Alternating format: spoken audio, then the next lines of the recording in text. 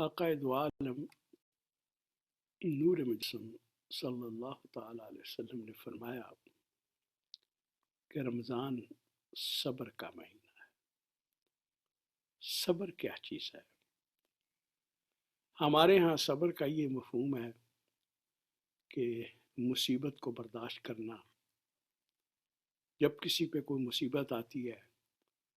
تو وہ اس کو کہتے ہیں صبر کرو، برداشت کرو۔ لیکن عربی زبان میں صبر کا مفہوم یہ ہے کہ انسان انتہائی مشکل حالات میں بھی صداقت کا، حق کا دامن نہ چھوڑے۔ آپ ایک رستے پہ جا رہے ہیں، اس رستے سے ہٹانے کے آپ کو دو طریقے ہیں۔ ایک طریقہ یہ ہے کہ اس رستے میں مشکل کا پہاڑ کھڑا کر دیا جائے تو آپ کو وہ رستہ بدلنے پہ مجبور کیا جائے۔ دوسرا طریقہ یہ ہے کہ اس راستے کے ارد گرد جو ہے وہ آپ کے لیے دوسرے رستوں میں کش پیدا کرتی جائے، ترغیبات پیدا کرتی جائیں، اور تاکہ آپ ان رستوں کی طرف متوجہ ہوں، ان کی طرف چلیں۔ تو اب صبر یہ ہے کہ ان تمام ترغیبات اور مشکلات کے باوجود سیدھے راستے پہ قائم رہنا، اس کو صبر کہتے ہیں۔ اب آپ رمضان شریف کا تصور کریں کہ رمضان شریف یہ ہے، ایک طرف بھوک لگی ہوئی ہے، پیاس لگی ہے، گرمی کی شدت، اور دوسری طرف جو ہے وہ یہ ہے کہ طرح طرح کے کھانے جو ہیں وہ تمام موجود ہیں، اور ان تمام مشکلات اور ترغیبات کے باوجود جو ہے کھانا تو درقرار، ہم لوگ یہ سوچنے کو بھی تیار نہیں ہوتے کہ انسان جو ہے وہ کچھ کھا لے یا کچھ پی لے۔ تو گویا ہم ان مشکل حالات میں تمام ترغیبات کے باوجود جو ہے وہ سیدھا راستہ چھوڑنے کو تیار نہیں ہوتے۔ لیکن رمضان شریف جو ہے وہ اس سے ایک قدم اور آگے ہے،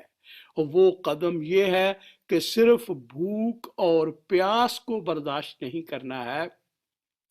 بلکہ نبی پاک صلی اللہ تعالی علیہ وسلم نے فرمایا کہ لوگوں کے نامناسب رویہ، لوگوں کی نامناسب گفتگو، لوگوں کا نامناسب طرز عمل،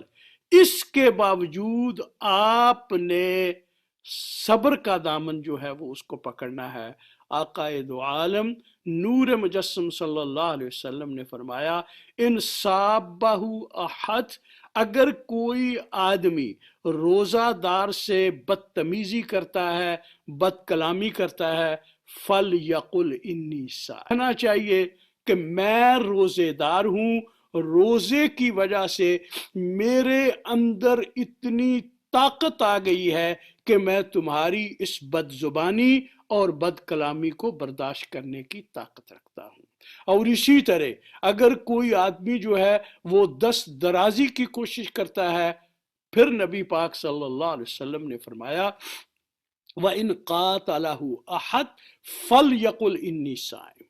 کہ جب کوئی آدمی دست درازی کی کوشش کرتا ہے تو اس کو بھی کہو کہ بھائی ہم نے روزہ رکھا ہوا ہے، یہ مناسب نہیں ہے۔ تو گویا یہ روزہ جو ہے یہ صرف بھوک اور پیاس کو برداشت کرنے کا نام نہیں ہے، بلکہ اس کے ساتھ لوگوں کے